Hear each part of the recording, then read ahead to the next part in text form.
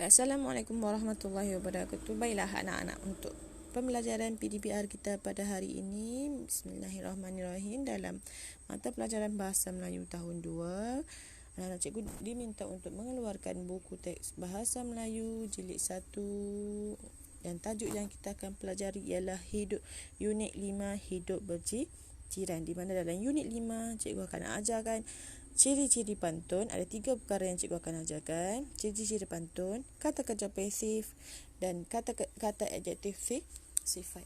Tata bahasanya kata kerja pasif dan kata adjektif sifat. Minggu lepas dalam unit 5 kita belajar kata kerja aktif. Ini kita belajar kata kerja pasif. Okey, kita pergi kepada tajuk yang pertama. Ciri-ciri pantun. Ciri-ciri pantun ialah dia mesti ada pembayang maksud dan ada maksud. Apa itu pembayang maksud? Dia membayangkan maksud itu adalah benda yang dia nak sebenarnya. Okey. Mari kita baca sama-sama deklamasikan pantun bersama cikgu. Okey. Seni bahasa, seia sekata. Batu geliga batu permata, cincin suasa di dalam peti. Jiran tetangga saudara kita, setiap masa perlu dihormati. Asam gelugur dijemur sekata, di atas para, di depan halaman. Tegur menegur sesama kita, hidup mesra sentiasa aman.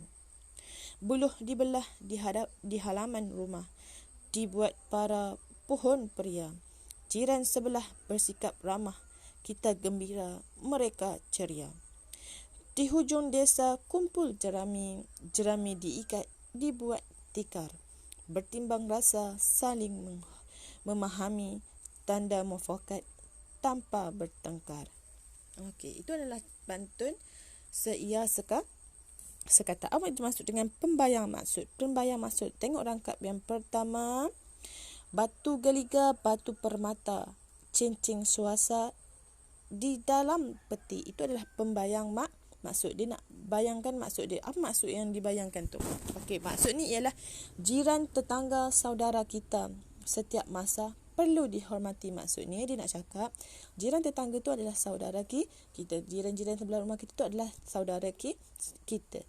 Setiap masa kita perlu dihormati. Kita menghormati jiran hormati kita. Itulah maksud dia nak ceritakan pembayang daripada maksud. Pembayang dia adalah batu geliga. Dia nak samakan batu geliga, batu permata, cincin suasa di dalam peti. Dia beri maksud dia. Dia nak kata jiran tetangga tu saudara kita, setiap masa perlu dihormati. Baiklah, untuk rangkap yang pertama, pantun yang pertama ada 4 baris ni. Pantun 4 correct. Perhatikan huruf di belakang. Huruf di belakang mesti dipanggil rima. A, B, A, B. Tengok huruf dia. Kenapa cikgu cakap A, B, A, B? Nanti cikgu akan ajar lagi pantun kaitan dengan rima. Dia mesti huruf belakang dia mesti yang pertama atas, tengok ya. Lihat. A, huruf baris yang kedua, huruf yang terakhir adalah I. Baris yang ketiga rangkap pertama adalah huruf A, dan baris yang keempat rangkap pertama adalah huruf I. Dia ikut balik A, I. Mesti dia tak boleh huruf belakang dia A, tiba-tiba I, lepas tu yang ketiga tu dia buat huruf belakang dia jadi lain. Dia tak bunyi lain. Batu geliga, batu permata, cincin suasa di dalam peti. Jiran tetangga, saudara dia, ataupun dia kita boleh buat sebab dia ada A. Setiap masa perlu dihormati. Setiap masa perlu disayangi. Boleh. Mesti huruf belakang dia huruf I juga. Di A, I. Okey, kita pergi kepada tengok rangkap yang kedua. Asam gelugur dijemur sekata, di atas para, di depan halaman. Tegur menegur sesama kita, hidup mesra sentiasa aman. Dia cakap dia nak bayangkan asam gelugur dijemur sekata. Asam gelugur tu dijemur sekata dekat atas, di atas para, di depan halaman. Para tu macam dia buat papan, dijemur dekat atas papan, dekat halaman rumah, depan halaman rumah. Apa maksud dia nak cakap pasal asam gelugur tu? Maksud dia cakap tegur menegur sesama kita. Dia suruh tegur menegur sesama jiran tu, sebab barulah hidup mesra sentiasa aman. Barulah hidup kita berjiran dan sentiasa aman. Okey, kita pergi pantun rangkap yang ketiga. Buluh dibelah di halaman rumah, dibuat para pohon peria. Jiran sebelah bersikap ramah, kita gembira, mereka ceria. Tengok huruf H-A mesti sama. Dia nak katakan pembayang dia ialah buluh dibelah tu di halaman rumah, dia belah buluh di halaman rumah sebab dibuat para pohon peri. Dia nak buat para. Dia nak ceritakan pasal jiran sebelah tu bersikap ramah, bersikap baik, ramah dengan dia. Ramah, bertegur-tegur siapa, sebab nak menjadikan kita gembira, mereka pun ceria. Sebab tegur-tegur kita gembira, mereka pun gembira. Okey, rangkap yang keempat, pantun yang rangkap keempat. Tengok baris yang pertama. Di hujung desa kumpul jerami, jerami diikat, dibuat tikar. Bertimbang rasa, paling memahami, tanda mufakat tanpa bertengkar. Tengok huruf I, huruf R, huruf I, huruf R. Itu adalah riman. Tapi kita belajar ciri pantun pembayang. Pembayang maksud adalah yang dua baris yang atas. Di hujung desa, kumpul jerami. Dekat hujung desa, kat hujung kampung tu, mereka tengah kumpul jerami. Jerami tu adalah daripada padi tu. Jerami tu, yang dah padi, yang dah ambil padi dia tu, pokok padi tu dipanggil jerami. Jerami diikat, dibuat tiga. Dia nak ikat sebab nak buat tikar. Dia bayangkan maksud dia apa. Dia cakap bertimbang rasa, saling memahami. Timbang rasa, saling memahami. Kita faham dia faham kita. Janganlah waktu bila kita buat bising, tu tak faham lah.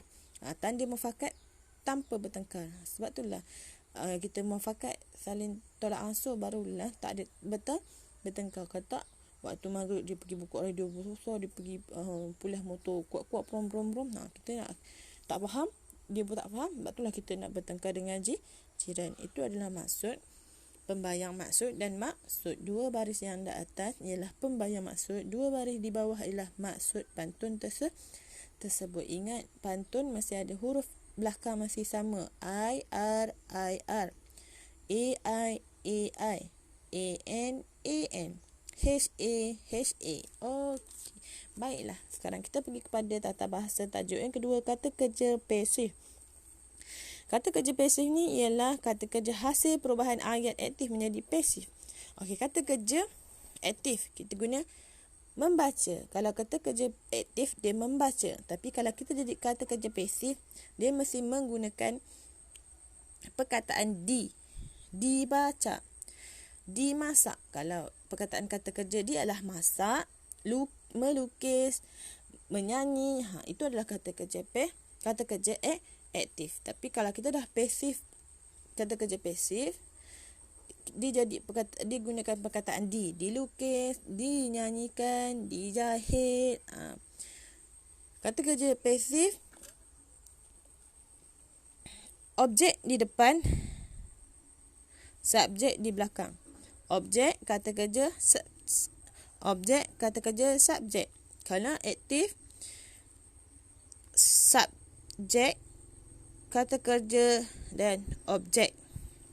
Tengok contoh kata kerja pasif. Mana cikgu kata objek. Objek kata kerja pasif, objek dia ialah bola. Bola itu ditendang. Kata kerja dia adalah ditendang. Kata kerja pasif ditendang oleh subjek dia ialah Ali. Bola itu ditendang oleh Ali. Kalau ayat aktif, kata kerja aktif, Ali menendang bola. Subjek, kata kerja aktif dan objek. Ali menendang bola. Tapi minggu ni kita belajar kata kerja pasif. Kita mesti menggunakan perkataan ditampan, dihadiahkan, dimandikan, dimakan. Buah itu dimakan oleh cikgu. Mesti depan huruf besar, belakang mesti ada titik. Ibu meletakkan pisau di tempat yang tinggi untuk mengelakkan perkara bahaya berlaku. Itu contoh ayat. Kakak memasukkan duit shilling di dalam tabung. Itu adalah kata kerja pasif. Kalau kita aktifkan dia, duit, kata kerja aktif dia, kakak memasukkan duit di dalam tabung. Kalau kata kerja pasif,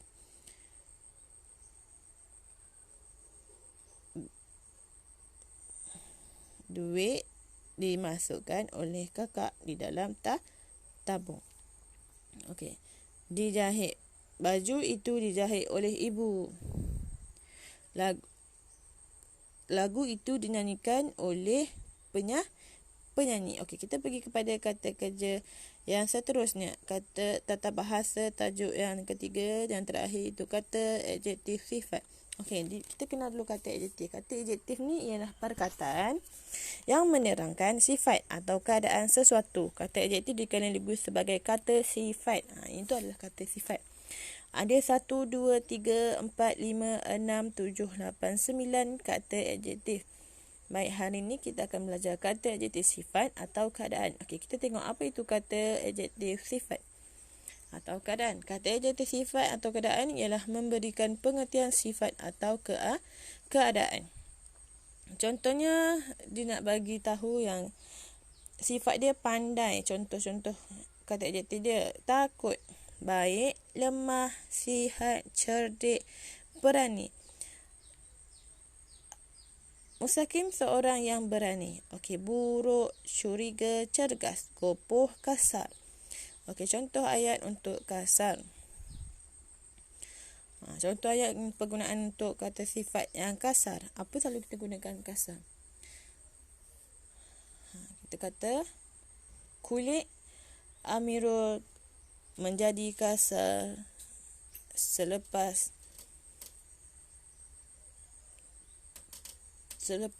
contoh kasar, kulit Amirul menjadi kasar kerana tidak menyapukan lotion. Macam itulah contohnya. Contoh lain, gebu. Kek yang dimasak oleh ibu sangat gebu. Itulah sifat dia. Adik sangat baik. Itu nak menunjukkan sifat adik tu sangat baik. Saya rasa takut. Itu adalah kata adjektif sifat. Okey. Baiklah.